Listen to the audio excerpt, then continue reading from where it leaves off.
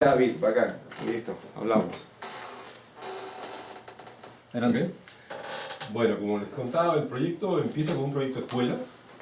En un grupo, en esta toma hay 14 ingenieros, todos son, salvo el pelado de Percy, todos eran casi de la misma edad. No, Percy también era joven. Igual que ustedes se habían formado diferentes subsistemas, 6, 8 al comienzo, y en algunos casos había 1 o 2 ingenieros a cargo de los subsistemas, ¿no? Entonces vamos a ver cómo se fraccionó este proyecto que tenía ese tipo de consideraciones, ¿no? Básicamente era un proyecto de entrenamiento, de formación de recursos humanos. O sea, el primer proyecto, el CONIASAT, nace con un proyecto de formación de recursos humanos. No estábamos pensando lanzar ese satélite, sin embargo las cosas se descarriaron por la prensa que se ponía a hablar de más, o por gente que quiso ponernos el problema de que ese proyecto jamás iba a volar. En realidad nunca se pensó que ese que estábamos empezando a hacer tenía que volar. Era un prototipo, se suponía que no era el modelo de vuelo, iba a ser lo más parecido al modelo de vuelo, pero no necesariamente era el modelo de vuelo. De hecho, teníamos la oferta del Instituto de Pesquisas Espaciales de Brasil y del Instituto de Técnicas Espaciales de España, de poder hacer las pruebas del modelo de ingeniería en sus laboratorios, para homologar la versión y en todo caso hacer un rediseño para obtener el modelo de vuelo. Ya desde ese entonces, y creo que no sé si se logra ver en la transparencia inicial, pero empezamos, en realidad las primeras líneas que se escribieron fueron en el 98, pero estas imágenes datan de ahí, desde el año 2000, ya usábamos AutoCAD. Teníamos no solamente AutoCAD para todo lo que era diseño mecánico, y había muchas piezas, y entonces todo lo que era el análisis estructural estaba llevado a cabo por ingenieros mecánicos, y se tenía el Mechanical Desktop, que es un software para lo que era diseño estructural. Teníamos la versión licenciada, que nos permitía hacer análisis de esfuerzos y todo. Como les decía al comienzo, usamos todos los estándares de la ESA, de la Agencia Espacial Europea. Teníamos un amigo en Roma, que nos facilitaba algunas regaladas, y otras las comprábamos en el STEC en Holanda. Teníamos como, por lo menos 100 folletos de todos los estándares de la ESA. Se construyó un cuarto limpio en el sótano del CONIRA, clase 100, que nos permitía hacer trabajos en óptica bastante buenos. Creo que en algunos momentos el cuarto llegó a ser clase 10 inclusive.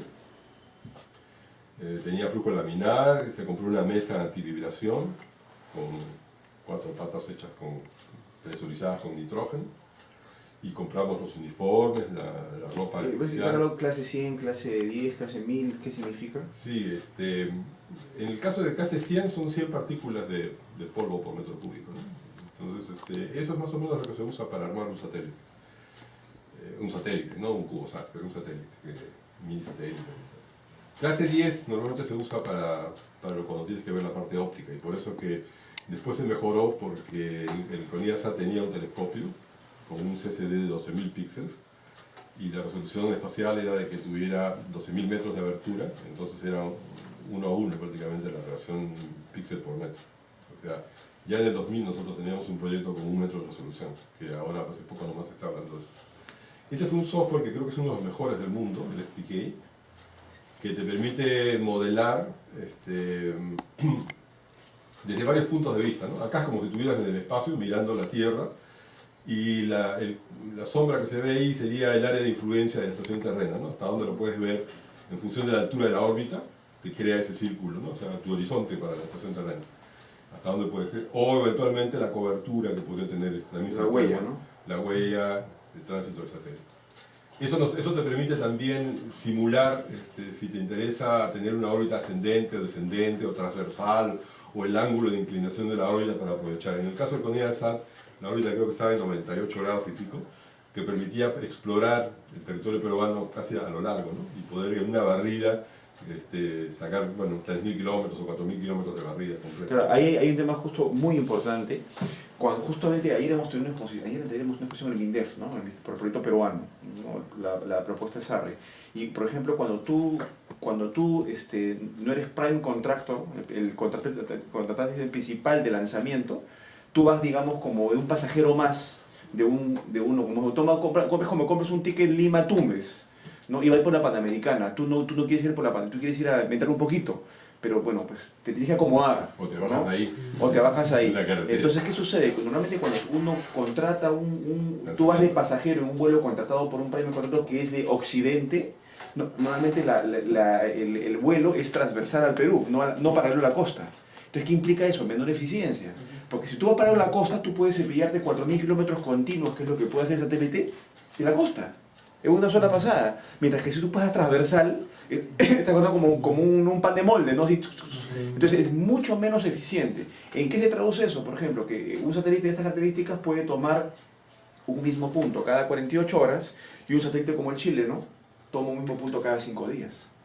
Justamente por lo ineficiente. Entonces, de ahí la importancia de lo que se diseñar desde la órbita. O sea, una ventaja, por ejemplo, que ofrece este tipo de compañías es que tú participas en el diseño del satélite y de la órbita.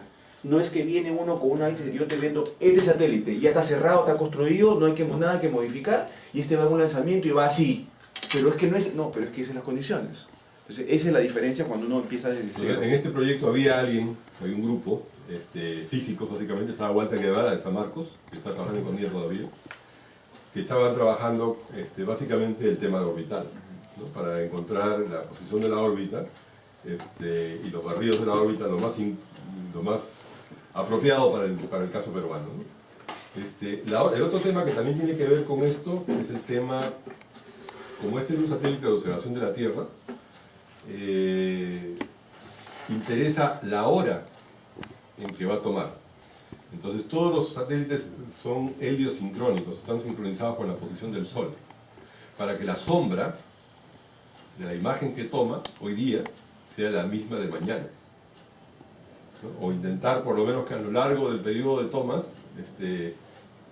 la sombra sea casi muy parecida, ¿no? Entonces se sincroniza no solamente el ángulo de inclinación de la órbita, sino la posición y la hora de lanzamiento para que sea sincrónico solar con la estación terrena, no con Rusia, donde se lanzó, o en Estados Unidos se lanzó, ¿no? Y lo que se quiere es que después del periodo de inyección y que se acomoda la órbita, esté sincronizado con las 11 de la mañana, por decir, hora de Lima. Entonces, a las 11 de la mañana el satélite pasaba sobre Lima y eso te garantiza que todos los días, o cada 2 días que pasa, la sombra es la misma, ¿no? Entonces acá básicamente estaban los parámetros que se definieron en esa época, 10:50 prácticamente a las 11 de la mañana, y después hay un sobrepaso en la órbita descendente, que es el pase en la noche, como a las 10:50 de la noche, que lo que te permite a eso es tener la telemetría del housekeeping, ¿no? O sea, la telemetría de cómo está el satélite en ese momento, ¿no? La batería, su subsistema, hacerle pruebas, tener un tiempo... O meterle programación de tomas, ¿no? O programación de tomas para el día siguiente, cosas así, ¿no? Entonces, el pase en la noche es interesante básicamente para la administración del satélite. Ahí hay que tener en cuenta que más o menos, ¿no? Si no me equivoco, Ricardo, son 14 pasadas al día, ¿no es cierto? Claro, Cada claro. órbita son como de 110 minutos. Y la ventana que tienes de verlo es de como de 4 minutos. Entonces, si tú comienzas a sumar minutos, que es nada. O sea, un día tienes, y de las 14 no van a pasar sobre Lima. No. Van a pasar la mitad. Son 7 pasadas, por decir un número. 7 por 4, 28 minutos al día que vas a tener posibilidad de entrar en contacto con el bicho.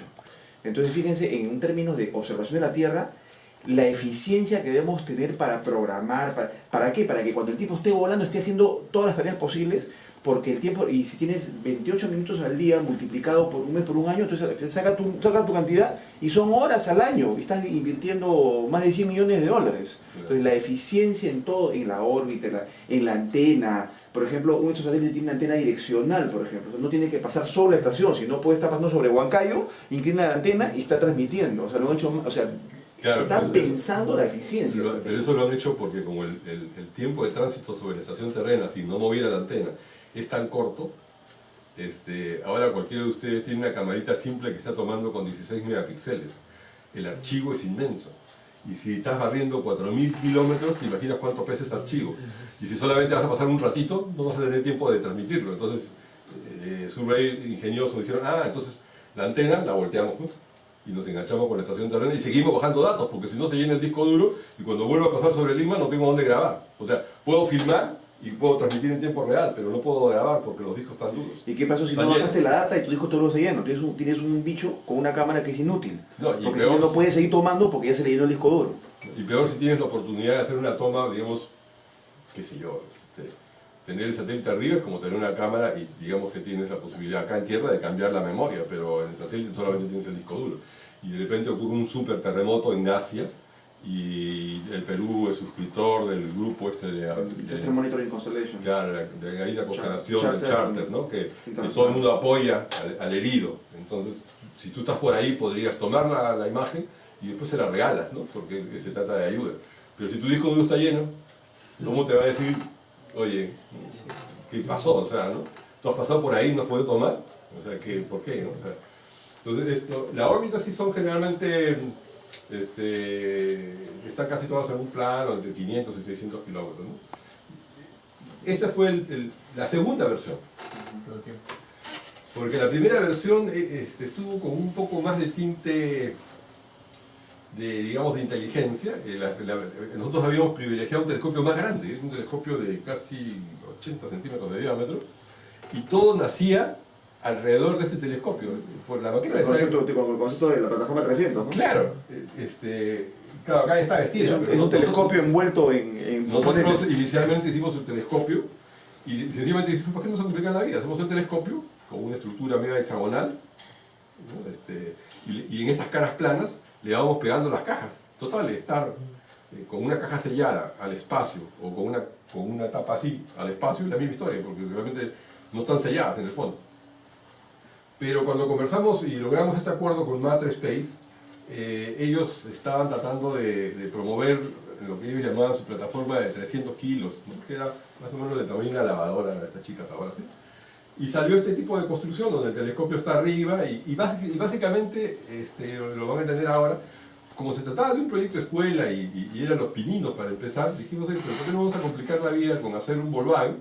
Si podemos hacer un ómnibus en principio, para tener espacio para caminar, para poder meter la mano y entornillar ¿no? los coaxiales y tirar. Es preferible que la caja sea, como no va a volar, es preferible que la caja sea espaciosa para poder hacer todo y después hacemos una reingeniería y lo achicamos, ¿no? Pero empecemos por algo más o menos cómodo, cosa que ustedes no van a tener porque tienen una cosita de tu tamaño, ¿no? Entonces empiezan con algo realmente incómodo. Y entonces Matra definió los subsistemas y habló de 8 y bueno, la concepción original era básicamente hacer una integración local, o sea, comprar todos los subsistemas y hacer la integración, con cajas negras, tac, tac, tac, tac, conectarlas todas, ¿no? Que sería como ir a comprar acá el Poli todos los módulos del CubeSat, conectarlos y prenderlos y decir, ah, ups, ya hicimos un satélite. Bueno, en realidad ensamblaron un satélite, ¿no? Esos fueron más o menos los 3, 6, 7, 8 subsistemas, ¿no? Estructuras, la computadora a bordo, bueno, tenemos nosotros mismo el telescopio ahí, en realidad esa era la misión.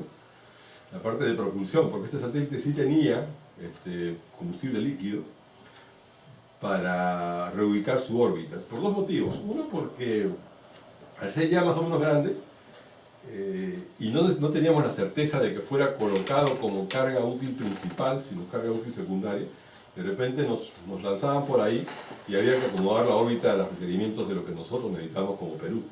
Entonces tenía, la única forma es que tú te muevas en el espacio, y para que te muevas tienes que tener tu propio motor cohete o pequeños cohetitos que te mueven y te acomoden la órbita. Esa es una. La otra era básicamente para compensar problemas de las mareas que se producen por la luna o por el viento solar que te lo van desplazando de la órbita, entonces lo vuelves a regresar, ¿no? O lo subes o lo bajas, para que mantenga siempre, porque de repente no la captaron, pero en este helio sincrónico, digamos, la posición de la Tierra va cambiando también, ¿no? Con las estaciones, entonces otra vez hay que compensar para que siga sincronizado con Lima, entonces hay que volverlo a regresar el satélite. Y no lo puedes hacer de otra manera que moviéndolo físicamente, ¿no?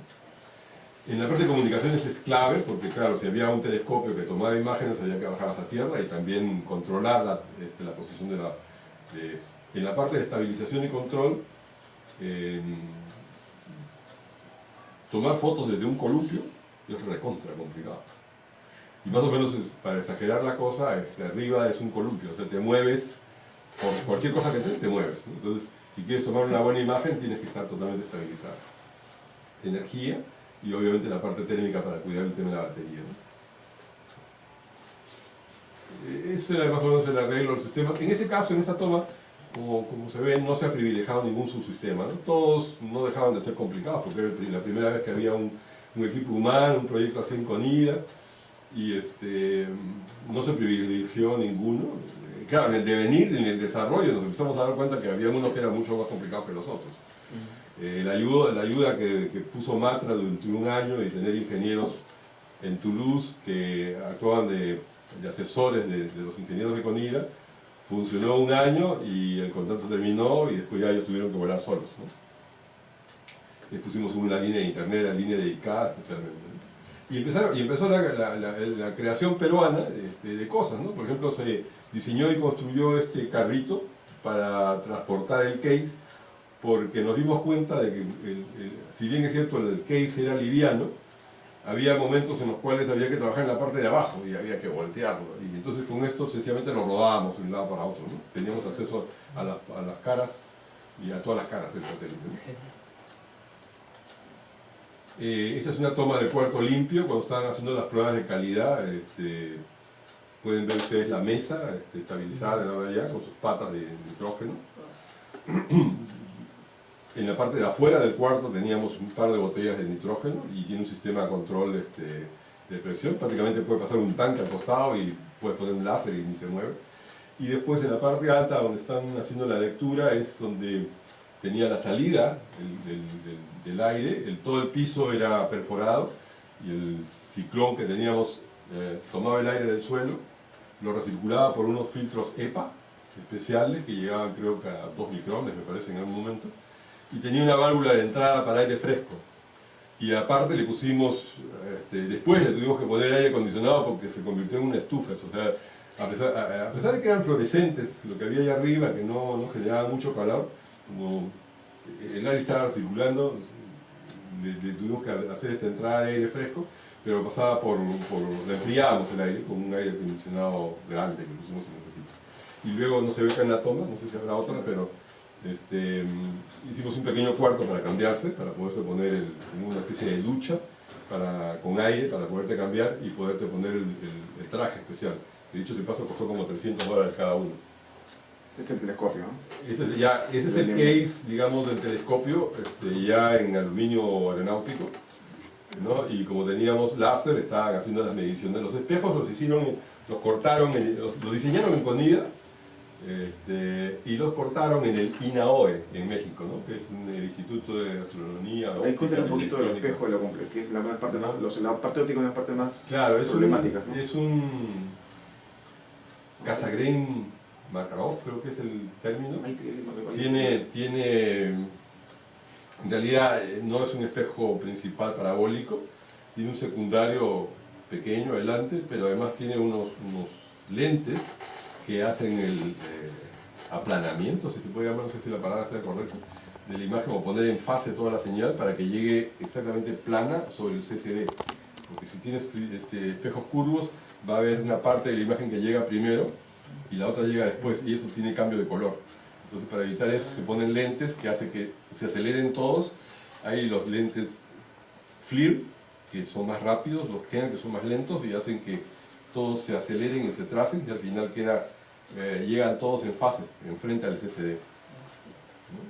Y tú me comentabas, Ricardo, ahora de lo plano que tienen que ser los espejos críticos, la rugosidad, claro. La rugosidad de la superficie, si ¿no? tú tienes que resolver micrones, ¿no? Un poco, prácticamente la rugosidad de ese espejo tiene que estar a 1/4 de la longitud de onda de la frecuencia que vas a operar. Entonces, eso te da la calidad de pulido que tiene que tener el espejo y en los baños, ¿no? Fue todo un problema traerlos de México, porque los metieron en unas cajas, una caja de madera, obviamente acolchados para que no se rompan, y los metieron en una funda y hicieron vacío para que no entrara polvo, ¿no? Y nunca los abrimos, los tuvimos como 6 meses cerrados hasta que no estuviera el cuarto homologado. O sea, la condición sine qua non era que no se iba a abrir nunca el lente, no sabíamos cómo lo habían hecho. ni los habíamos visto, habíamos pagado por esto y no los habíamos visto. O sea, como que te compras un carro, pagas $20.000 y lo cuadran en la casa de tu vecino. Y estaban guardados en sus cajas y no los podíamos abrir porque no teníamos el cuarto limpio. Entonces, hasta que el cuarto limpio no estuvo realmente testeado a nuestra satisfacción, nunca no abrimos los espejos, ¿no? El que calculó todo esto fue Percy Paz, físico de San Marcos, ¿no? Este es el ambiente, como ustedes pueden ver es sumamente limpio, realmente da gusto verle el acabado que se consiguió al final. A duras penas se ve acá en el piso a la mano derecha, o sea, para poner la mesa, claro, para ver la mesa, si se dan cuenta en la mesa o está apoyada la mesa, ahí se llega a ver como un cuadrado, ¿no? Ese cuadrado tiene más o menos 1 metro por 3 de concreto. Eso pesaba como 8 toneladas más o menos. Lo cortamos y lo hicimos llenar para hacer un bloque de concreto único, a pesar de las patas de vibración y todo, ¿no? Y realmente superamos, con el sistema, superamos la especificación técnica de la mesa. Es una Newport. Esa mesa costó como, no sé, creo que entre 15 o $18.000 más o menos. No era mucho dinero, el problema era traerla ahí. Es un honeycomb de este tamaño, ¿no? Con una plancha de acero inoxidable arriba. Eso es más o menos los módulos más importantes de partidos. En la solución que se hizo con el CAD de 3D, tienes la parte del volumen en sí que se había diseñado, pero cuando empiezas a ver, digamos, como caja, dices, qué fácil, ¿no? Pero después empiezan los problemas de, bueno, ¿y cómo lo voy a juntar? ¿Cómo lo voy a unir, no? Después, ¿cuántas caras de esas van a tener sol? ¿Cuáles van a estar calientes? ¿Cuáles van a estar frías? ¿Por dónde vamos a llevar el cableado? Si vamos a mover, ese tanque rojo es el de hidracina, que es el propelente que se evapora en realidad en el espacio, y por dónde van a estar los verniers o los pequeños motores cohetes, que son los que van a moverlo, para crear los vectores. Si lo pones en un mal lugar, lo único que hace es que rote, pero no se desplace, entonces hay que ver de poner, ¿no? En algunos el centro de gravedad de tremendo bicho hay que ponerlo muy bien compensado, entonces cada pieza que se ponía con el programa nos permitía ir viendo si el centro de gravedad matemático coincidía con el centro de gravedad producto de todo lo que se había puesto, entonces de repente estaba desplazado, y eso te obligaba a empezar a mover la caja para que el centro de gravedad otra vez se volviera a poner en el medio, o lo más cerca al centro, porque eso te va a ayudar que a la postre, al final, las acciones de movimiento que tú generes sobre el satélite sean más simples que cuando tienes un centro de gravedad por acá, porque vas a crear un momento de rotación, ¿no? Y tú no querías eso, tú querías un momento de desplazamiento. Entonces, todo eso lo simulábamos con computadora, o sea, realmente cada chico de los que estuvo ahí tenía una computadora, tratamos de conseguir el mejor software para cada uno de ellos, y después contratamos a una persona que era, entre comillas, el administrador de sistemas del proyecto. Entonces, él todos los meses iba y backupeaba todos los discos duros, ¿no? Sacaba copia de todos los discos duros y sacaba backup y los guardaba, por si por ahí en algún caso se malograba una máquina, teníamos backup. Todas las máquinas eran nuevas, pero sacábamos backup. Eso nos aliviaba de alguna manera, estaban todas en red, pero nos aliviaba de alguna manera digamos, como un respaldo a los reportes que se iban haciendo, ¿no? Que dicho ese paso también tenían un formato único, todos tenían que escribirlo de la misma manera, cuánto había abajo de la página, arriba de la página, al costado, el margen para anillar, el tamaño de la letra, todo estaba parametrado, y había una secretaria, ustedes la vieron ahí, y es la que se encargaba más bien de esos detalles, ¿no? De que todos los reportes que se hacían, todos los meses, estandarizados, estuvieran idénticos, ¿no? Y mandamos a hacer una tapa con un troquelado para que se viera su sistema tal, ¿no? Reporte 1, reporte 2, reporte 3. En algunos casos los reportes iban acompañados de un CD o de DVD, creo que no había en ese entonces, eran CDs. Y también se hizo lo mismo con los planos, o sea, me acuerdo que Gustavo fue el que trajo la idea del tamaño de los planos, cómo se doblaba el papel para guardarlo en los reportes, de qué tamaño era el cajetín, cómo tenía que estar hecho, qué cosa tenía que aparecer. Todos los planos eran igualitos, todo está estandarizado.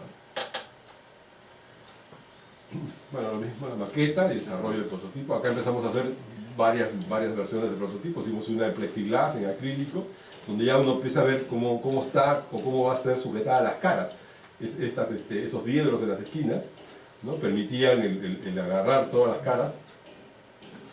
Por supuesto que la simulación de cómo llegar a ese tipo de soporte también se hizo en computadora, ¿no? O sea, hubo un diseño mecánico y se hizo vibrar a diferentes frecuencias en la computadora, ver si soportaba estructuralmente y todo. Entonces, digamos, ese es el diseño CAD, ya empieza a aparecer las primeras versiones en acrílico y esos son los diseños de las piezas que se diseñaron primero en computadora, se simularon, no sé si tienes el software corriendo, yo creo que sí lo tenía, ¿no? Hay un file en que tú ves cómo se deforma. Bueno, el cambio de color es las zonas de mayores esfuerzos, ¿no? O sea, el rojo sería donde hay el mayor el punto de ruptura, ¿no? O puntos de fluencia de la pieza de metal, es un aluminio aeronáutico especial, y eso permitía empalmar las caras. Ahora, si ustedes pueden ver acá al borde de la izquierda, ese material se llama honeycomb.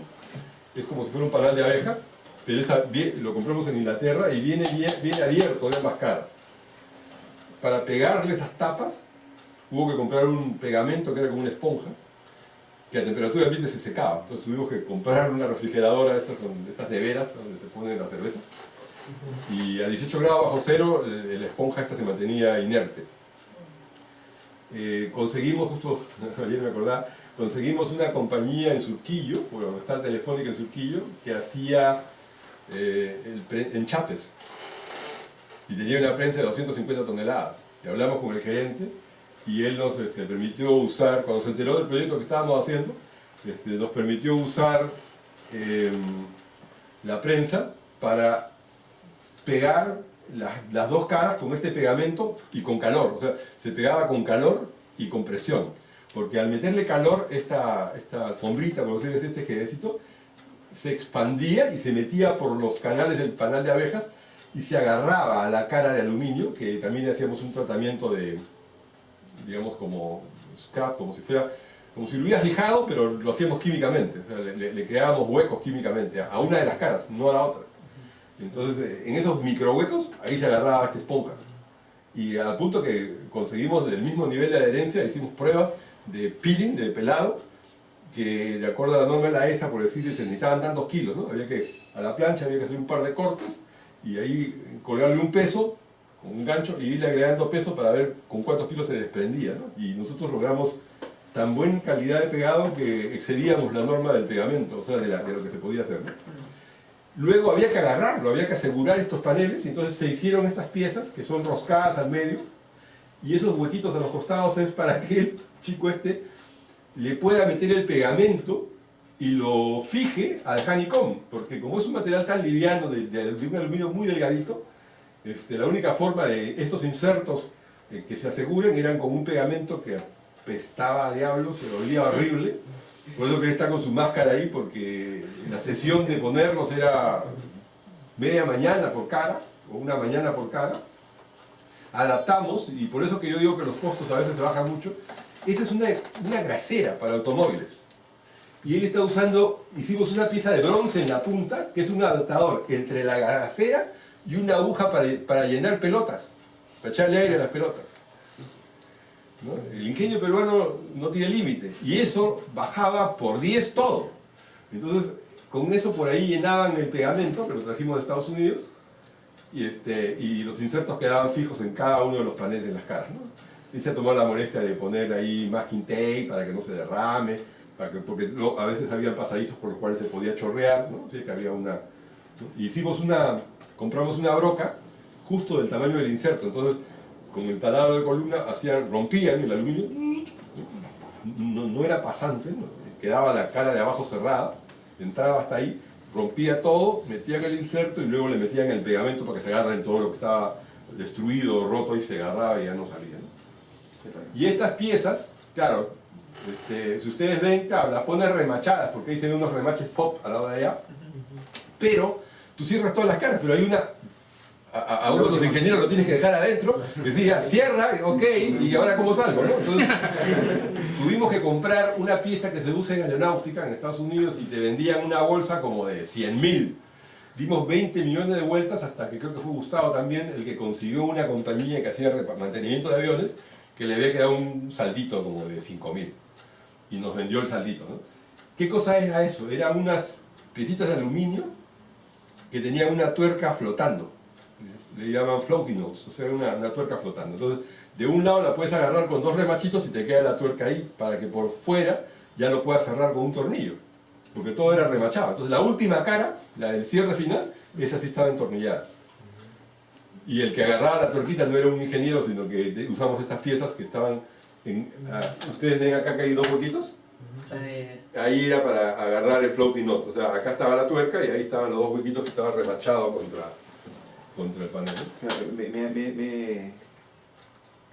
Sí, me salté unas para llegar a esta parte para que me expliques esto.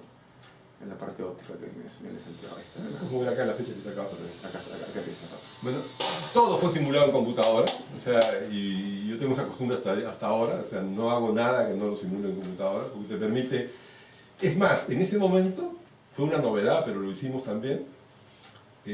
Todo el diseño en computadora usábamos una técnica que es parametrizar todo, en el sentido de que si cambiábamos el tamaño del concepto del telescopio, todas sus piezas cambiaban. O sea, las medidas estaban dadas a largo, ancho y altura, y a partir de ahí todo era fórmula. El brazo violeta y su diámetro era proporcional al tamaño. Entonces, tú cambias el tamaño y todo se adaptaba a un tamaño. Al comienzo hacerlo fue muy complicado, pero después poco a poco nos dimos cuenta que nos ahorraba un montón de trabajo, ¿no?, para poder hacer. Entonces aquí ustedes pueden ver cómo se soporta el espejo primario, el secundario. Esta parte rosada acá atrás es donde están los lentes para acomodar el CCD que está en azul, ¿no? Y lo que fue simulado en computadora, después lo armamos en aluminio aeronáutico. Muchas piezas, casi todas, fueron maquinadas en el centro de máquinas que tiene la Universidad Católica, porque habían 2 alumnos o 3 alumnos, creo, del grupo eran de la Católica, mecánicos básicamente, tenían llegada, ¿no? Entonces ustedes pueden ver el modelo simulado en computadora, el prototipo armado en aluminio aeronáutico, anodizado ya, y el de abajo está pulido, o sea, como salida de máquina, y el de arriba ya está anodizado, ¿no? Y en ese entonces, fíjense, el CCD tenía 12.000 píxeles. ¿Qué es lo que usan ahora? ¿Qué es lo que usan ahora? Estamos hablando de hace 13 años atrás, ¿no? Eso tenía una resolución de 1 metro, como un Mykonos, ¿no? Acá ven algunas tomas de los subsistemas. Como ustedes ven al comienzo, recordaban al comienzo, Matra nos dice, no, conviértase en integradores. Está bien. Oye, pero si vamos a hacerle el intento, ¿qué tan difícil es diseñar algo?, ¿no? Y empezamos con el magnetotorque. El magnetotorque básicamente son 3 barras, a veces ponen 4, pero generalmente son 3, en los 3 ejes del satélite, que básicamente es una barra de un núcleo que permite enrollar una bobina y crear un superelectroimán, y al crear este superelectroimán hace que, como arriba no hay resistencia, digamos, se alinee con las líneas del campo magnético de la Tierra, ¿no? Contra algo te apoyas y te acomodas contra el campo magnético de la Tierra. Si quieres girar contra acá, entonces lo apagas y lo prendes el otro y se demora y lo hace. Pero lo hace lentamente. Esa es una de las razones. Si quieres hacer un cambio rápido, la mejor forma es usar una rueda de reacción. La rueda de reacción es como un trompo, como una volante. Ricardo, voy a poner un videito que tengo, ¿te acuerdas? Ese que sale el bloque con unos ventiladores que giran, que ahí lo van a entender. Pero voy avanzando. Entonces, sí, la rueda de reacción también lleva 3, pero a veces les pones 4 por redundancia, porque si por las dudas te vaya a fallar, tienes un último recurso para orientar tu satélite. La rueda de reacción costaba $140.000 cada una. Entonces teníamos que poner 4. Entonces alguien decía, no tenemos ni para 3. Vamos a poner 4. Bueno, pero pongamos 3. Cuando empezamos a ver, oye, ¿qué cosa es una rueda de reacción? Es una volante movida por un motor. Entonces empezamos a revisar en internet quiénes fabricaban ruedas de reacción y descubrimos que eran pocas las compañías que a nivel mundial hacían ruedas de reacción. Algunas muy bonitas y otras horribles, ¿no? Y no digo quiénes, ¿no? Pero había gente que ponía la rueda y ponía el motor afuera, otros hacían el motor, ¿no? En la medida que la rueda de reacción era más bonita, era más sofisticada. había unas ruedas que tú las veías totalmente selladas y tú dices, ¿cómo funciona? Porque no te transmite, a mí, yo siempre he dicho, ¿no? Si a mí me das una imagen, yo de la imagen ya sé cómo funciona, pero si me la sellas toda, me dejas en el aire porque no sé cómo funciona, ¿no? Más o menos el equivalente a la rueda de reacción serían lo que están haciendo estos motorcitos para mover la plataforma, ¿no? O sea, le creo el giro a los motores, ¿no? Y entonces está simulando las maniobras con la rueda de reacción, ¿no? O sea, creas los momentos de torsión o de giro, ¿no? Este es un satélite o un prototipo de una plataforma estabilizada que le han puesto motorcitos en todos los ejes para simular el proceso de estabilización gruesa, ¿no? Llamarlo así, ¿no? Pero acá hay un fenómeno que digamos, no pueden simular. ¿Qué ocurre? En el espacio, la rueda de reacción arranca y crea un momento, ¿no? Que es el momento en que empieza a girar. Empieza a girar y crea el par y lo pone estabilizado. Y está girando a 1000 revoluciones por minuto. Si tú la paras, ¿no? Es como si lo empujaras en sentido contrario. Entonces la única forma que tú tienes de parar una rueda o acelerar una rueda para otro movimiento es conocer las características con que has diseñado la rueda, porque llega un momento en que tú subes a 1000, a 2000, a 3000, a 4000, a 5000, llega un momento que llegas a 6000, 7000 revoluciones por minuto, la rueda está que se desarma, y tú dices, oye, pero ya yo más arriba no puedo seguir subiendo porque se va a destruir la rueda. Entonces la única manera es que tú, lo que se llama aliviar la velocidad de la rueda, que tengas que bajar otra vez. Pero bajar otra vez significa que el satélite se te va a mover. La única forma de que el satélite no se te mueva es poner una pared. Y la pared lo consigues con el magnetotorque. Prendes el magnetotorque en ese eje, y es como si te apoyaras en la pared y empiezas a disminuir la velocidad, ¿no? Para otra vez aliviar la velocidad de la rueda, llevarlo a 0 o a 1000 y dejar todas las ruedas en 1000. Porque cada maniobra es acelerar la rueda para crear el momento, ¿no? Entonces, trabajan embellizados los dos, o sea, la computadora de a bordo para la navegación trabaja embellizado con los dos. Cuando va a acelerar la rueda, no prende el magnetotorque, pero cuando quiere desacelerar la rueda, tiene que prender el magnetotorque si es que quiere conservar la misma trayectoria. Cuando vimos lo del magnetotorque, no recuerdo en este momento de cuánto estaban hablando, por cada uno terminado. Entonces decidimos traer las barras de Inglaterra y creamos y construimos en Conilla el horno para hacer el templado de la barra. El horno se construyó en el Perú, me acuerdo de una compañía, una señora que hacía esos hornos para cerámica, para hacer tacitas, cosas así. Y dijimos, pero ¿no quiere hacer una cosa diferente? ¿Que hacer tacitas? ¿Y cómo lo quieren? Entonces de ahí los ingenieros mecánicos diseñaron su horno, tienen todos los ladrillos refractarios, tiene un hueco al centro, y entonces dije, oye, pero no podemos poner la barra tocando el ladrillo refractario. Entonces trajeron de San Marcos, del laboratorio de física, se tiraron prestado una barra de cuarzo, larga así, y ahí metieron la barrita de alnico, no sé qué, una mezcla de materiales paramagnéticos. Esta caja plateada que está acá abajo es la que controla las resistencias y las termocuplas para controlar la temperatura a lo largo de toda la barra. Hicieron el programa en Conilla para controlar el calentamiento y también era un proceso de 24 horas. Había que calentarlo, mantenerlo y enfriarlo por 24 horas para darle el templado y conseguir esa coercitividad magnética que necesitábamos en esa barra. Y esas mangueras que se ven ahí acostados con ese medidor de vacío, no se ve la botella, pero había una botella de gas argón. Por la tubería, por el tubo de cuarzo pasaba gas argón. La idea era que no se oxide la barra. Entonces la calentábamos en un ambiente inerte de argón, no había oxígeno ahí. Entonces con eso teníamos un medidor de flujo de gas para determinar cuánto gas argón estaba pasando y que el tubo, la barra, se mantuviera en un ambiente totalmente inerte. Para conclusión, todo eso fue íntegramente diseñado por la gente de Conilla y en eso se perdía tiempo, porque no estábamos hablando de un satélite, estábamos haciendo otra cosa. Pero estábamos aprendiendo un montón, porque hicieron unas tarjetas de control de las termocuplas.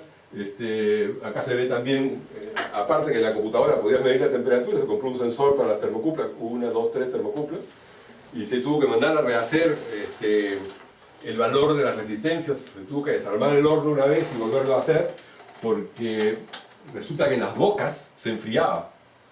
Y por más que calentaban, no se podía compensar. Entonces hubo la necesidad, gracias, hubo la necesidad de poner más potencia en las bocas y rehacer un poco las porciones del programa. Distribuir el calor. Claro, porque perdía mucho calor el horno en los dos bordes. Entonces, para que la cosa fuera lineal el calentamiento, empezamos a ver que la curva de las termocuplas caía en los bordes y necesitábamos que fuera plana para que toda la barra estuviera totalmente tratada, digamos, ¿no? Al final se consiguió las mismas curvas de comportamiento magnético que el fabricante inglés decía que sus barras podían alcanzar, ¿no? No recuerdo en este momento las cifras, 7.000, 8.000 Hz por la barra, ¿no? Lo mismo ocurrió con las ruedas de reacción. Cuando vimos cuánto costaba cada rueda, dijimos, oye, pero acá podemos hacer una rueda, si total es un motor. Si en el Perú se fabrican motores en Delcross hace una punta de años, ¿por qué no podemos hacer un motor?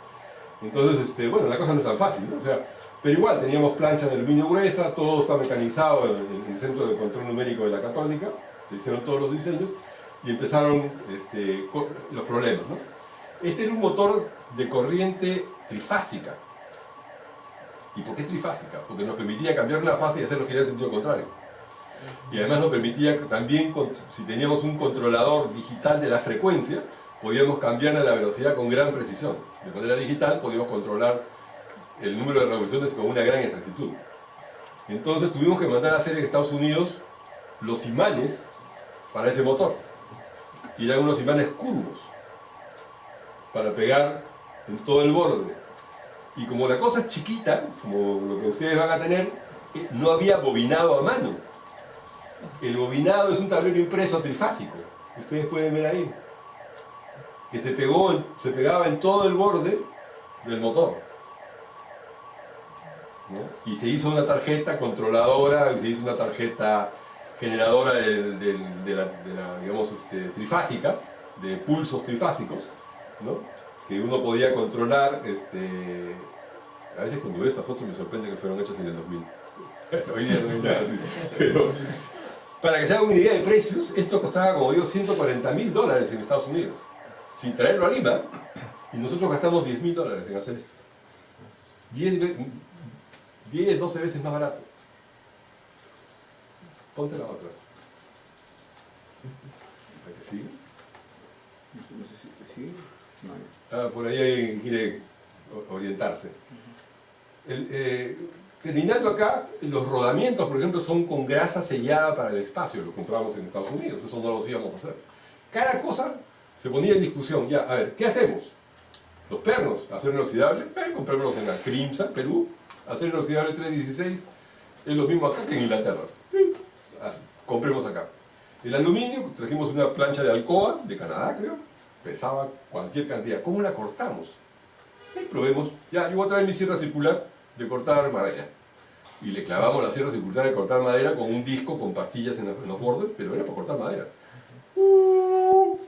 Y la cortó. Ya Bonita fue a carrera a Ace y se compró una sierra igualita. Y hasta el día de hoy eso es lo que usan para cortar. O sea, una sierra para cortar madera cortando aluminio. Lo último que yo he visto en Jicamarca, donde estoy ahora, es usar un cepillo Stanley para cepillar aluminio. Ellos para hacer sus cajas las cortan con sierra, pero les queda el borde hecho un desastre. Luego ponen la plancha en una pieza de madera, echan el cepillo de costado, echan un poquito de querosene y cepillan el borde. Y dejan el borde derechito. Y perfectamente cuadrado, lo cortan con micrómetro digital, pero cepillado. Y decía, ¿cómo lo hacen? Y un día los veo cepillando el aluminio con un cepillo de madera, un cepillo de Stanley.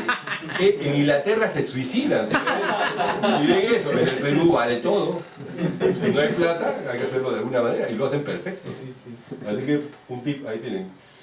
Sigamos, a ver otra más. El sensor de grueso, básicamente son dos canales con dos arreglos de CCDs, ahora baratos. Antes también había unas termoresistencias que digamos, llegaba el haz y uno podía medir, digamos, el corrimiento en el eje X y en el eje Y. Son grandotes, pero obviamente, como les digo nuevamente, estos eran prototipos. Pero los que vendían en el mercado internacional tenían la misma forma. O sea, tampoco nosotros inventábamos la pólvora. Decían, ya, ¿quién lo hace? La compañía tal. ¿De qué tamaño es? Tal. Ya, pues usemos esa medida. Oye, pero si nosotros no lo vamos a poder meter, no importa, por lo menos con calzador hazlo y que entre ahí. Y lo hacíamos del mismo tamaño. Y a veces en algunos casos hasta no. Les mejoramos el diseño a la compañía inglesa porque decía, oye, este le ha puesto solo una pata, mejor pongámosle 4. Total, si vamos a desperdiciar a la hora de cortar el aluminio que viene desde acá y vamos a botar todo para que quede una pata, igual ya que pongan la otra, ¿no? Y va a estar más seguro. Entonces, hacíamos cosas como esas, ¿no? Le íbamos innovando, le íbamos poniendo. En ese momento todavía había alguien que estaba haciendo el cálculo del peso final, ¿no? No estábamos por la tonelada, estábamos muy por debajo de los 300 kilos todavía. Este sí tenía paneles que se abrían, paneles solares que se desplegaban, tenía 2 paneles solares. Entonces había que diseñar las bisagras de esos paneles. Ojo que esos paneles no eran la parte de la caja, eran un agregado a la caja, ¿no? O sea, la caja y se abría el panel. Entonces, tenían 2 bisagras. Una que era una bisagra, un pivot, la de abajo, que era un pivot, nada más, no hacía nada, ¿no? Que se ve acá en el diseño de acá. Y la otra era una bisagra bien interesante, obviamente igual, se buscó información en el mercado. En esa época nadie usaba Facebook, todo el mundo, no sé si el internet usaban. Pusimos una línea dedicada desde el local de Telefónica en Camino Real hasta Conida y teníamos una velocidad increíble de internet, de todas las máquinas tenían internet. Esta es una bisagra interesante porque se tuvo que diseñar los resortes. Tiene 2 resortes. Tiene un resorte en el momento de la apertura, ¿no? Y el desplazamiento del panel a una velocidad constante. Pero después, acá al final, era un resorte de potencia, que era para que trabe el pestillo. Entonces habían 2 resortes que entraban a diferente tiempo. Mecánicamente uno desplazaba a velocidad constante el panel y el otro era el que trababa el pestillo. Ahora, el panel estaba seguro con un cerrojo. Normalmente en todos los satélites se usaban pernos explosivos. Pero usar un perno explosivo por... ¿Qué piensa acá? Ah, claro. Este es un lapicero de Sarre. Tiene un botoncito por ahí. Sí. Ahí va. Así es la cosa.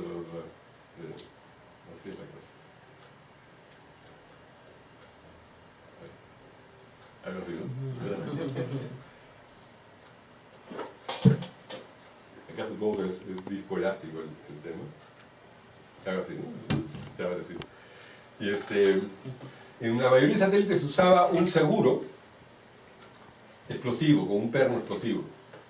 Pero revisando la información, si el satélite era un poco pequeño, esta explosión, muy pequeña, pero de todas maneras explosión, podría perturbar la orientación que ya tenías, ¿no? Entonces optamos por no usar un perno explosivo, sino usar un material que se llama litinol, que es un material que cuando le circula corriente, es como si fuera un tendón. Cuando le circula corriente, se encoge. Pero tiene memoria. Le quitas la corriente y regresa a su posición. Entonces era como que alguien estaba en el satélite y dice, ¡ay! ¡Abre la puerta! Y como que jala su pita para abrir la puerta de la escalera que está abajo y ¡clic! Y con eso jalábamos el pestillo y se abría el panel, ¿no?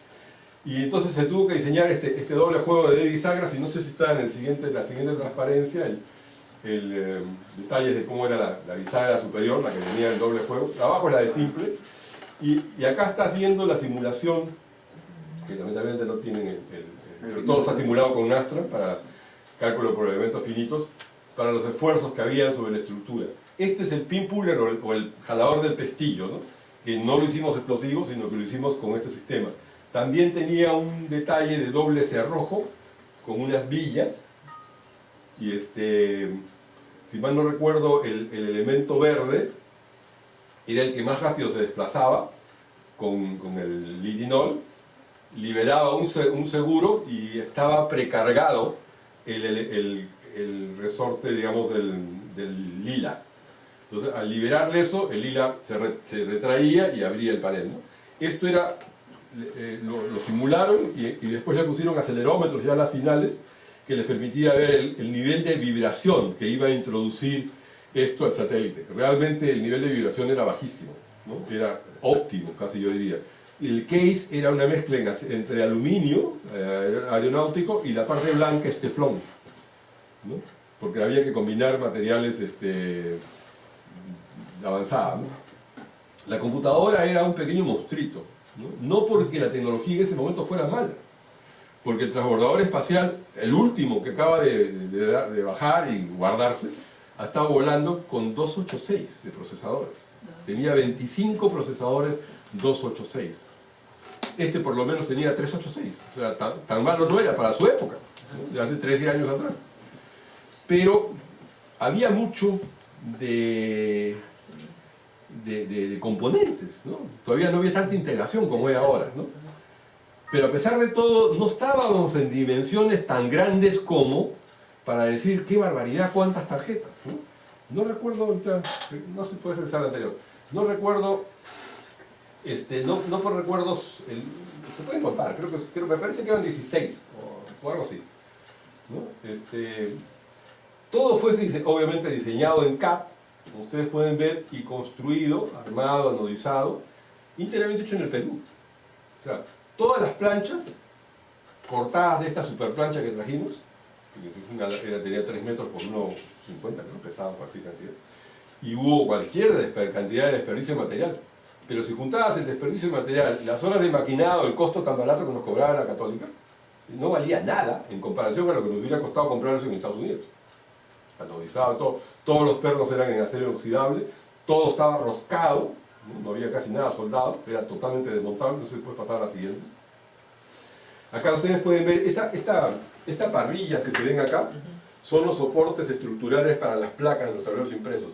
Eran tan grandes, porque esta caja es más o menos, si mal no recuerdo, tenía algo así como 45 por 30 por 30, o 30 y tantos, ¿no? Entonces, lo que teníamos miedo nosotros es que los tableros se doblaran y los conectores se salieran. Entonces, a pesar de que estábamos usando un tipo de conectores que se llama doble fork, o como si fuera doble tenedor, así, que son muy seguros, se usan en aviación militar, tenía cada tablero impreso tenía esta parrilla, digamos así, para hacerlo más estructural todavía. Acá hay un espacio, si ustedes pueden ver acá atrás. Se supone que en esta parte iba un tablero impreso que era donde estaban todos los conectores. O sea, las placas entraban todas desde adelante, ¿no? A enchufarse atrás. Y no sé si se ve, me parece que en esta parte de acá arriba, es difícil de ver, pero había una serie de conectores de cables planos, como de 36 pines de salida, como los DB, ¿no? DB25, estos creo que eran DB36, pero eran canon militar, con especificación militar o espacial, ¿no? Muy robustos, también de doble fork, ¿no? Para sacar todos los cables, tanto entrada como salida, ¿no? Y el soporte del case era pues recontraestructural, ¿no? Ustedes pueden ver con nervaduras. Esto fue simulado en computadora no solamente mecánica, térmica, sino de deformación de la caja, ¿no? A cargas de 9 gravedades, 10 gravedades, cuánto podía soportar, y de hecho excedía las capacidades del esfuerzo de lanzamiento, ¿no? Nos aseguraba que prácticamente nos reíamos porque decíamos, esto lo podemos tirar del Ministerio de Educación y llega abajo intacto, o sea, no le va a pasar nada. Y decían que la tira lo voto, ¿no? Y acá pueden ver